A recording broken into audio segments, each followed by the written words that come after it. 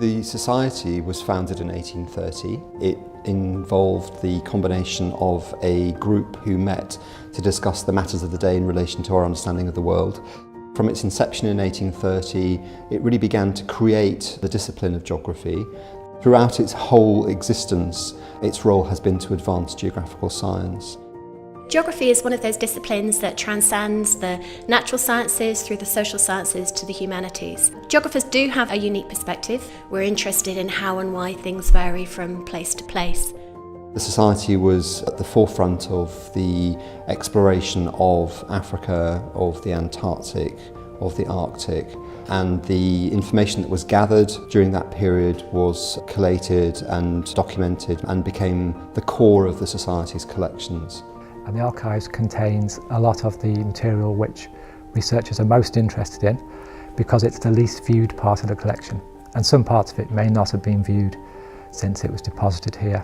The Royal Geographical Society and Wiley have been working together to digitise an enormous proportion of our archive. The Royal Geographical Society is such a rich resource for primary source material of all different types, and the experts, the specialists in the area are the curators who work down in the archive and the library.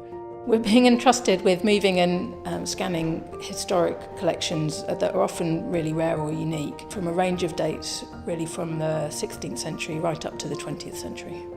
All the documents involved in the project go on quite a journey from beginning right to the end, and that starts with the editorial selection of the documents. We need to really accurately track each item through the process because they're all working collections, so at any time we may need to recall something for a researcher. Each item is then assessed for condition, and then if necessary goes to a conservator for repair. The most common type of repairs that we do here is tear repairs and flattening as well. The thing that we have to do is to be sure that they're safe for the scanners. After conservation, each item is then individually packed into crates or itself as a separate object. Each of those units gets picked up in a van each week, loaded at the London end and unloaded in Wakefield at the scanning company. We know whether it be loose leaf, whether it be bound, whether it be a large map, every document needs to be treated differently, and we have to have a machine that deals with every eventuality. With the Royal Geographical Society, we have a very large amount of maps. We've come up with the idea of building our own machine that means, we can take multiple shots of a large map in one instance, rather than having to handle it multiple times, moving it around to make multiple shots that require a lot of stitching. There's a lot of things that we work closely with the scanning teams to advise them, and it's back and forth communication, several times a day often, because we really are working together very, very closely. When they give me this opportunity to come to work to Royal Geographical Society, the geographical was so important for me because I love maps. And we have a huge collection of maps here. Some days I feel that I'm in heaven because I'm really excited when I found something old and rare. Yeah, I love maps. With regards to the kind of damage we've found in the Royal Geographical Society collections, we found that actually they're in very good condition. We have had to undertake some minimal repairs just to strengthen certain areas, but overall I would say that probably under 10% of what we've assessed so far has actually needed any physical conservation, so they're really well kept. There are several reasons why the digitisation project is so important to the Society. One is that we need to protect these materials for the future in a digital form.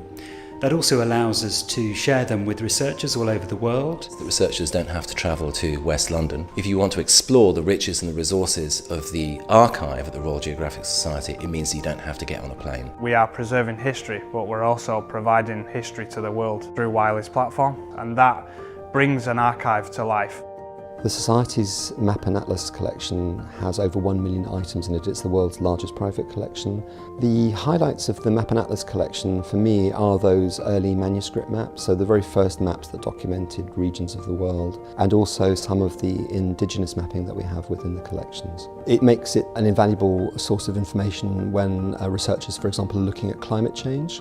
If you take the early mapping from Everest, you can see some of the changes in the landscape using both the map collection and our photographic archive. There are roughly 500,000 images in the collection.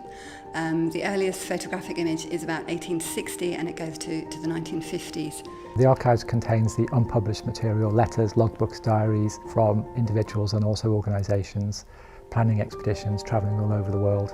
The Society's collections have a broad scope and relevance for research. They're relevant for a really wide range of different types of disciplines, from anthropology to political science, earth science to biological science, but also to some of the emerging fields like data science and those who are interested in studies of technology. The collections are extremely complementary, so that one can use the map, atlas and chart collection integrated with the archive material that we have here, and then also the ability to use photographic and pre-photographic imagery. What I'm also really excited about with this project is the opportunity to draw materials from different parts of the collections together. Keyword searching on particular names, whether that's places or people, I think is a really, really fantastic opportunity for researchers. And as with any collection of this size, there's so much material that hasn't really been looked at since it was deposited with us. So the opportunity to really kind of dig into some of that raw primary source material that nobody's really done very much on is really, really exciting as well.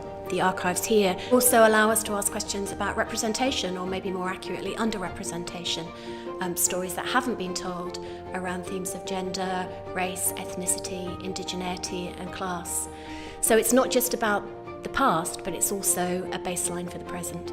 One of the things that this project does is allow some of that material to see each other, for the researcher to work across all of that material, and the interface makes that really intuitive.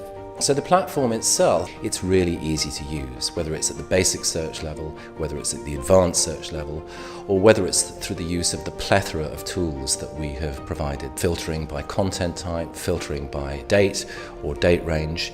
The maps will come with georeferencing. The Wiley Digital Archive of the Society's collection will broaden access and enable us to uncover some of the hidden histories and stories behind some of the early expeditions. There really are unique things in there which are just waiting to be discovered by researchers.